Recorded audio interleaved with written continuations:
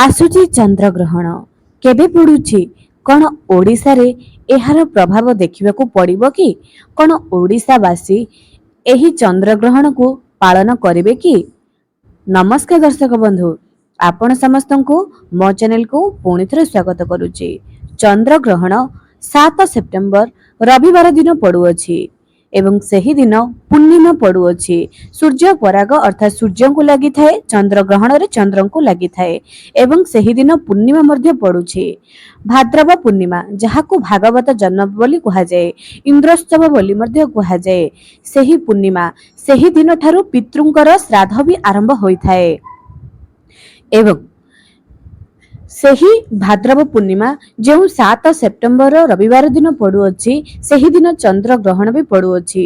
केउ समय जाई आपण माने पूजा पाठ देव नीति करिवे, केउ समय रे हांडी छाड़ करा जिवो, केउ समय रु केउ समय पर्यंत चंद्र ग्रहण लागू अछि। चंद्र ग्रहण समय रे केउ केउ कार्य आपण माने करिवे नाही। चंद्र ग्रहण समय रे खाद्य ग्रहण करिवे कि नाही, रोगी बालुत वृद्धा गर्भवती महिला किपरि रहिबे, ए संपर्क रे आज पूर्ण रूप रे आपण मानको वीडियो आपण मानको पई नै करी आसीची। वीडियो रे शेष पर्यंत मो सह जोड़ी रुहंतु एवं चंद्र ग्रहण रो संपूर्ण विवरणी आपण माने निश्चय जानि रखंतु।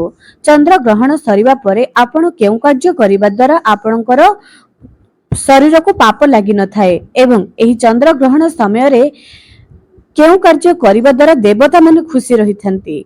आपण माने भल भाबरे जानि रखंतु एवं वीडियो रे कहिबा मुताबिक आपण माने एही काम निश्चय करंतु।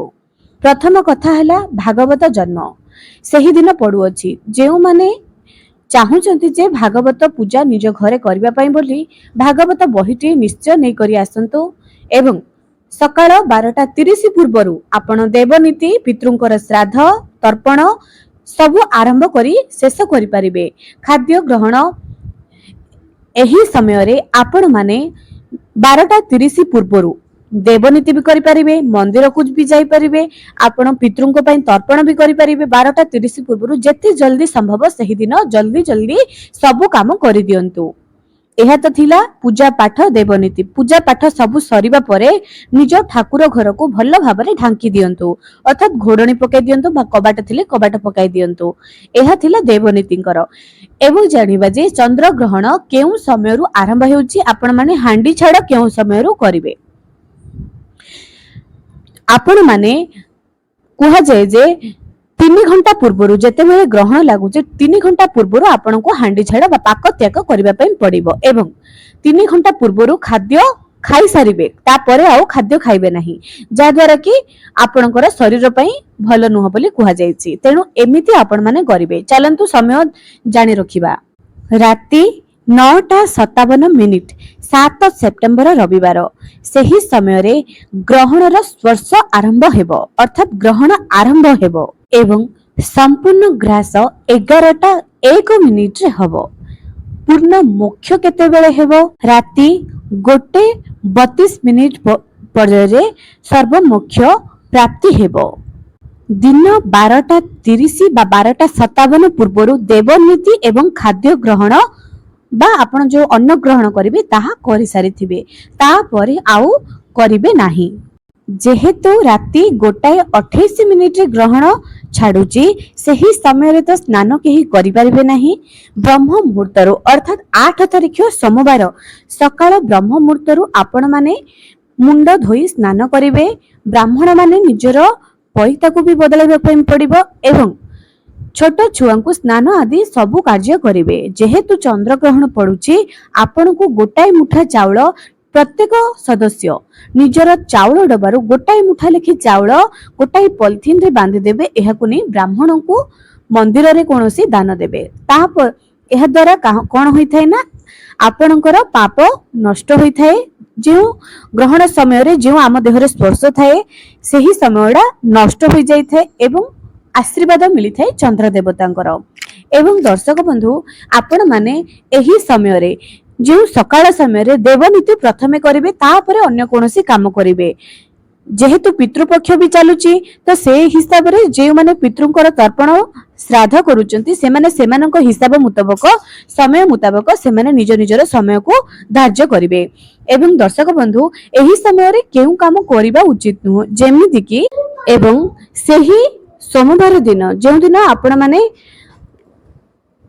दान देवे निजर देवनीति करिवे एवं समस्त स्नान करिवे मुंड धोई करी एहा द्वारा ही आपनक देहरो ग्रहणर स्पर्श चली जाए एवं आपण माने केउ काम करिवे नाही जेतेबेले 9:57 समय रे ग्रहण लागुची तार ठीक 3 घंटा पूर्व अर्थात आपण 8टा पूर्व जदि घरे वयस्क महिला अछन वयस्क व्यक्ति अछंती छोट छुआ अछंती एही समय रे एवं गर्भवती महिला अछंती सेही समय रे ही तांको खाद्य दे देबे जेतेबेले ग्रहण स्पर्श हेउची सेही समय रे आउ खाद्य ग्रहण कराइबे नाही कोनोसी जूस पिए पारिबे किंतु खाद्य आउ देबे नाही। रात्रि समय अन्न भोजन बिल्कुल भी करबा उचित नुह जे दिन ग्रहण लागुछि एवं सही दिन छोट छुआ को जदि संभव हेई परिबो अन्न भोजन रो दूरे रखंतो किछि किछि कार्य जहा कि आमे सनातन धर्म रो अते आमे हिंदू अटे किछि किछि जिंस आमे मानिबा भी निहाती दरकार अटे जा द्वारा हमर अमंगल रो बंची परिबा।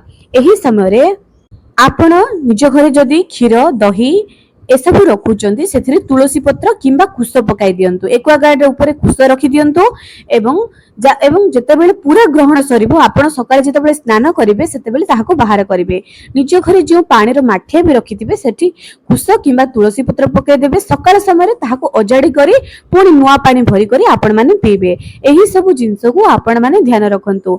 ता सहित जेउ माने गर्भवती महिला अटंती सही समय रे चेष्टा जो समय रे ग्रहण लागुची सही समय आप किछि भी कार्य करिवे नाही कोनोसी परिबा भी कटाकुटी करिवे नाही गोटी जगह रे सीधा सोई करी रहिबे किंबा चुपचाप बसी करी रहिबे हाथ गोड़ एपट सेपट करिवे नाही जेते पारिबे निजको सही समय रे टिके कंट्रोल करी करी रहिबे एहा द्वारा जदि आपण सही समय रे ठीक से निजर दायित्व न नेबे छुआर किछि न किछि शरीर रे क्षत बा दाग रहि जाय थाए एहा आपण माने निज घरर वयोज्येष्ठ व्यक्ति माननको पचारिकी बुझी रखंतु। सेथिपई कुहा जाय जे ग्रहण समय रे गर्भवती महिला माननको बहुत सारा नियम पालन करबा उचित। आपण स्नान परिस्रा जहां भी जिबे बाहर को जिबे नाही सही समय रे चंद्र किरण आपनको ऊपर को पड़िबो नाही सही समय रे कोनसी भी व्यक्ति जेतेबेले ग्रहण स्पर्श होउची आउ बाहर को जानतु नाही चंद्र किरण निज शरीर रे पकांतु नाही घर भीतर ही रहंतु। एही नियम पालन कले आपणकर ही मंगल हबो एवं जेतेबेले आपण ग्रहण चलिथिबो भगवानकर नाम आपण माने मने मने स्मरण करि पारंती कोनोसी असुविधा नाही एहा द्वारा आपणकर एवं आपणक परिवारर निश्चय मंगल हबो। आशा करूची आजिर भिडियोटी आपणकर निश्चय काम रे आसीबो। आज पय रहूची पुणी देखा हेबो आगामी एक सुंदर भिडियो रे।